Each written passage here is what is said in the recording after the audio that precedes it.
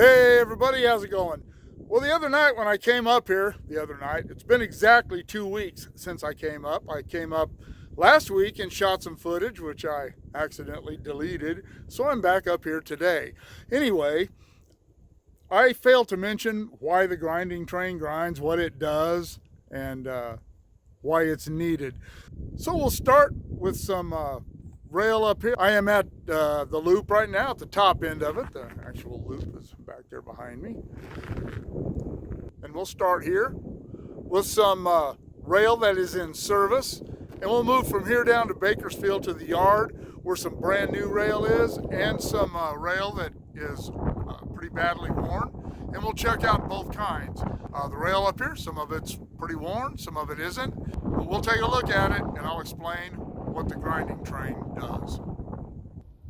Okay, this is the inside rail of this curve, and it is in pretty good shape. It's not mushroomed over much.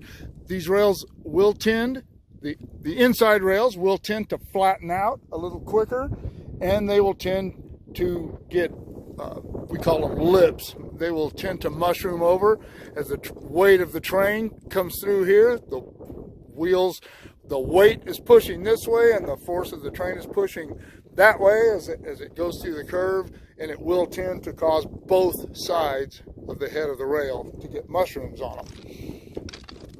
This rail here, the outside rail of the curve, you can see how the flanges have worn the rail at an angle. That is normal. This rail is really in very good shape. It is not worn much at all. And you can see, if you look down the rail, this rail is crowned really well. That's what it's supposed to look like. As opposed to this rail, which is flattened out a little bit more.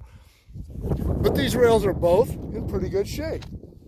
You come over to these rails on the number 2 track. Now this one here, I'm not going to touch the edge of that rail because it's very sharp, but you can see how much of my finger goes underneath the mushroom of that rail. This did not need to be ground off because the flange doesn't contact that.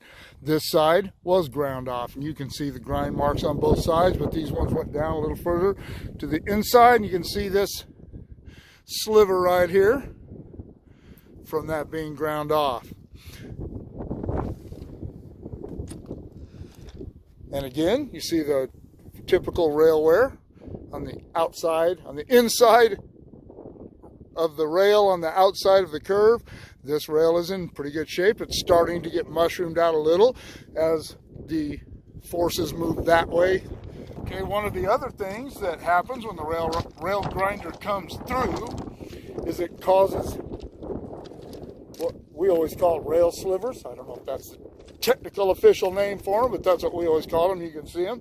There's one along the base of the rail. There are quite a few lying around here. See that one there. These will, at times, I've seen them get pretty long, 10, 15 feet long, and they will stay in contact with this rail, get across there to that rail, and cause track indications, cause the signals to go to stop. I don't know how common that is anymore, but it was pretty common back in the old days, and it obviously still happens. I talked about the crown of the rail, how rails are crowned, and that is what a new rail looks like. They have a crown in them, and they start to flatten out after time, and that's what the rail grinder does. It comes through and reshapes the top of the rail and gives it a longer life.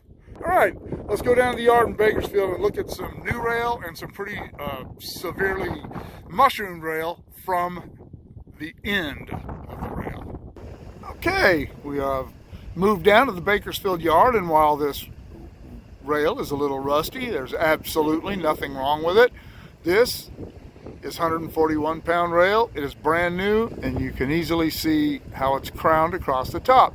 And that is the job of the grinder, is to try to get that back into shape some semblance of shape after it looks like this. This is 110-pound rail, considerably lighter, but you can see how the left upper corner is lipped over and mushroomed out a little bit and pretty beat up along the edge. That is what the grinder would want to get rid of if that was on the flange side, on the inside of the rail. And it appears that it was at one point with this particular piece of rail. All right, well, I hope that answered some of your questions about what the rail grinder does and why it does it. I am not a rail expert, I'm not a track guy. So if some of you track guys on there or people who work on the grinders have something to add, please do so in the comments below.